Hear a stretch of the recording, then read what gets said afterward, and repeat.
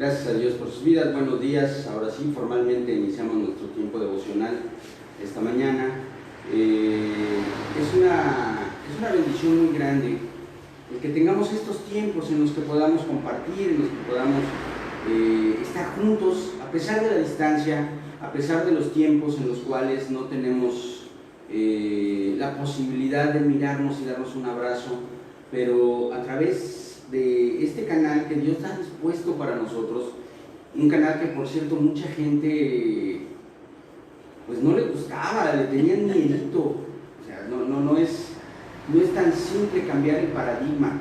Ya alguna vez se los comenté, alrededor del siglo XI o XII, a algún avispado se le ocurrió agarrar los pergaminos, los rollos, y cortarlos en pedazos y encuadernarlos en lugar de mantener los rollos. Eso ya se venía haciendo desde un poco antes, pero jamás en la vida sobre la Biblia. O sea, era algo que se mantenía como sagrado, los rollos en los que estaba escrita la Biblia, tanto el Antiguo como el Nuevo Testamento.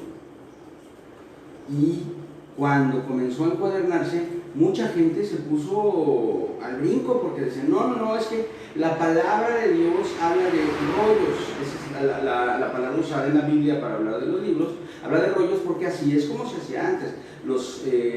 Las hojas de vitela o pergamino o papiro, dependiendo de la región, se enrollaban y así se guardaban los libros. Entonces a la gente se le hacía cosa del diablo eso de que los encuadernaran y los cortaran en cuadritos, ya no eran rollos, entonces no correspondía. Mucha gente rechazó al principio el uso de los libros, que fue lo que se hizo al principio. Después hubo algunas personas que reaccionaron en contra de la impresión seriada de las Biblias, dado que había algo de sagrado y algo más bien de sagrado no, sino de devocional. Era una devoción, la escritura manuscrita de la Biblia. Pero era necesario difundir la palabra y se comenzó a hacer así. Luego, en los años 90, a mí me tocó la transición hacia los medios electrónicos.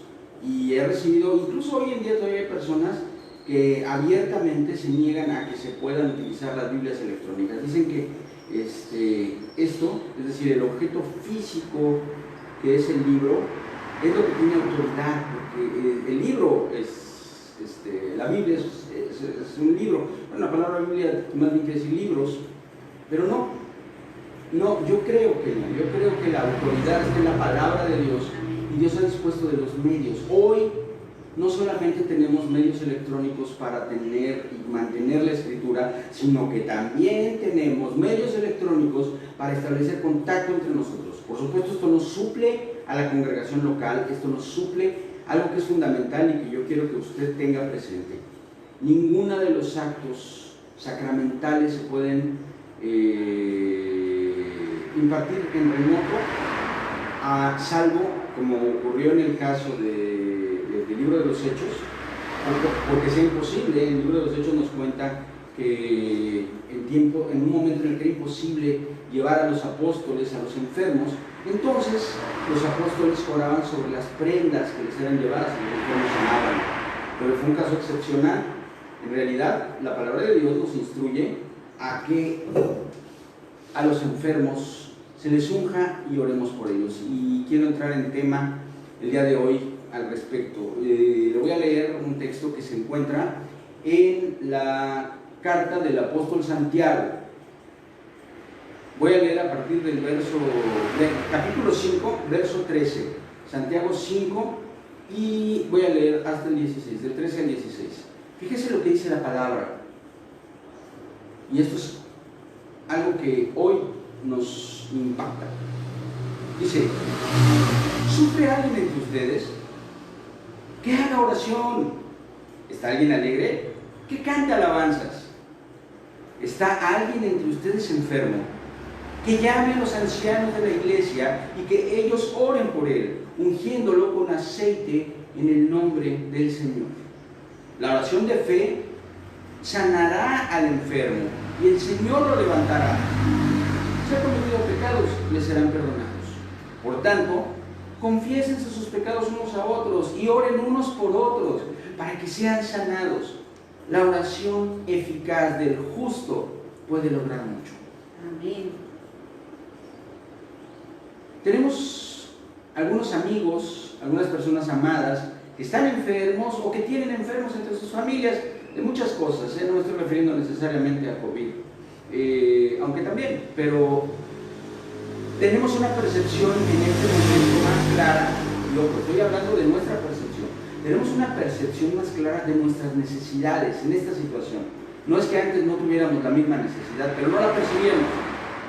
Nos comentaba mi hermana Linda que en la zona donde ella vive, ella tiene la bendición de vivir en una colonia de gente con muchos recursos, que tiene una posición muy desahogada, económicamente hablando, y es gente que no percibe su necesidad.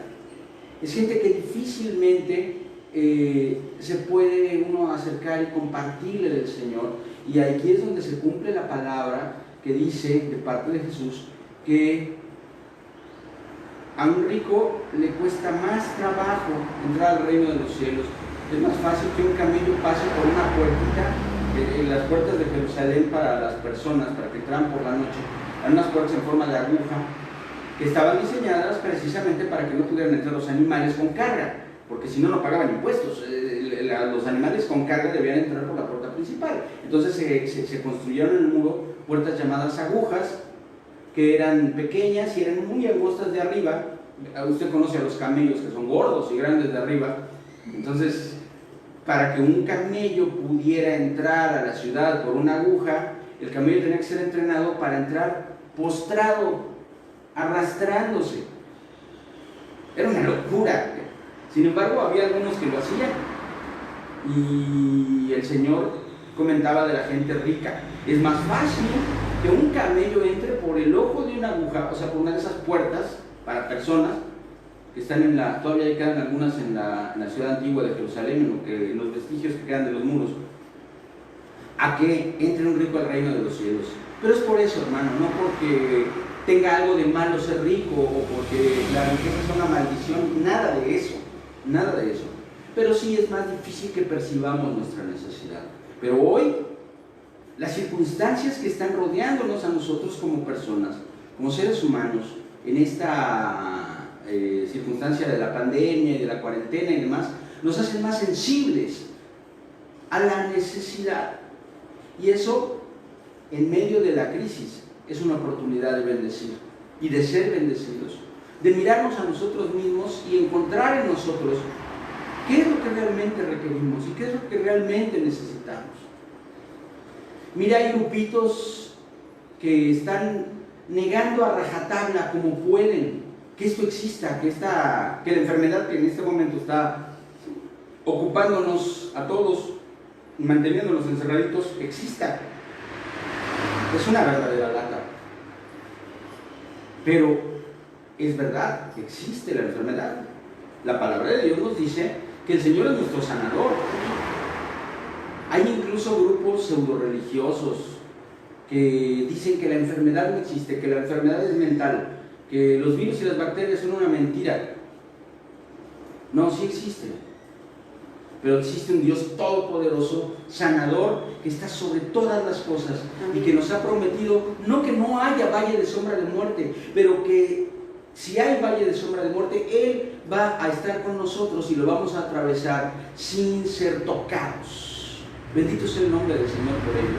Y tenemos que entenderlo. Hay un texto que se usa a menudo en el contexto evangelístico y está bien, y es bueno, y es de bendición, pero muchas veces nosotros, los cristianos de alto rendimiento, los de 8 cilindros, ya nos lo brincamos. ¿Y sabe por qué? Porque decimos, bueno, esto se aplicó a mi vida cuando yo conocí al Señor y qué bonito, pero ahorita yo estoy en otro rollo, ando en el tercer cielo. Pero este texto es el fundamento de la promesa de Dios que transforma nuestras vidas día tras día y que se activa todos los días y está activo todos los días. Déjeme leer Isaías 53 y voy a leerle varios versículos hasta que lleguemos al final de este concepto maravilloso que es la obra que Jesucristo está haciendo, no dije la que hizo, la que está haciendo día tras día en nuestras vidas y que incluye todo el paquete, incluye el paquete completo: salvación, libertad, sanidad y el señorío del Señor. Fíjese lo que dice. ¿Quién ha creído a nuestro mensaje? ¿A quién se ha revelado el brazo del Señor? Creció delante de Él como un renuevo tierno, como raíz de tierra seca. No tiene aspecto hermoso, ni majestad para que lo miremos, ni apariencia para que lo deseemos. Fue despreciado y desechado de los hombres, varón de dolores y experimentado en aflicción. Como uno de quien los hombres esconden el rostro, fue despreciado y no lo estimamos. Ciertamente, Él llevó nuestras enfermedades y cargó con nuestros dolores. Con todo, nosotros le tuvimos por azotado, por herido de Dios y afligido. Pero Él fue herido por nuestras transgresiones, molido por nuestras iniquidades. El castigo de nuestra paz cayó sobre Él y por sus llagas hemos sido sanados. Todos nosotros nos descarriamos como ovejas, nos apartamos cada cual por su camino, pero el Señor hizo que cayera sobre Él la iniquidad de todos nosotros. Fue oprimido y afligido, pero no abrió su boca. Como cordero que es llevado al matadero y como oveja que ante sus trasquiladores permanece muda, Él no abrió su boca. Por opresión y juicio fue quitado. Y en cuanto a su generación, ¿quién tuvo en cuenta que Él fuera cortado de la tierra de los vivientes por la transgresión de mi pueblo, a quien correspondía la herida? Sí, a nosotros nos correspondía la herida de Cristo, pero Él eligió recibirla. Y Él recibió el castigo que tú y yo merecíamos, para que tú y yo recibiéramos el premio que Él merecía por su vida. Y ese premio incluye salvación, libertad, salud y la presencia de Dios. Palabra de poder que hoy debería ser para nosotros algo presente, continuo, y que debiera levantar nuestros ánimos y debiera fortalecer nuestro corazón todos los días, y en medio de estas circunstancias que estamos pasando hoy, de la situación económica que va a estar complicada durante los próximos meses, y todo, bueno, ya está complicada y va a seguir durante un rato. En medio de todo eso, tendríamos nosotros que tener presentes esta palabra de Dios en Isaías 53, del 1 al 8. La palabra de Dios nos dice que el Señor, Dios, el Rey de Reyes y Señor de Señores, vivió entre nosotros, se hizo carne. Él se despojó de su gloria para estar en medio de nosotros. Esta es palabra de salvación, pero también es palabra de edificación para el cuerpo de Cristo, para los que ya somos de Cristo. Tenga usted en su corazón todo el tiempo esto, que es el fundamento de nuestra fe. Sí, Dios hace muchas cosas, y muchos milagros, y muchas maravillas, y nos da vida abundante, y prospera nuestras almas. Hay muchas cosas que hace Dios, pero el fundamento de todo es su salvación, la sanidad, la ruptura de las cadenas que nos ataban al pecado, la ruptura de las cadenas que nos ataban a una vida miserable, y que hoy fue transformada por una vida abundante.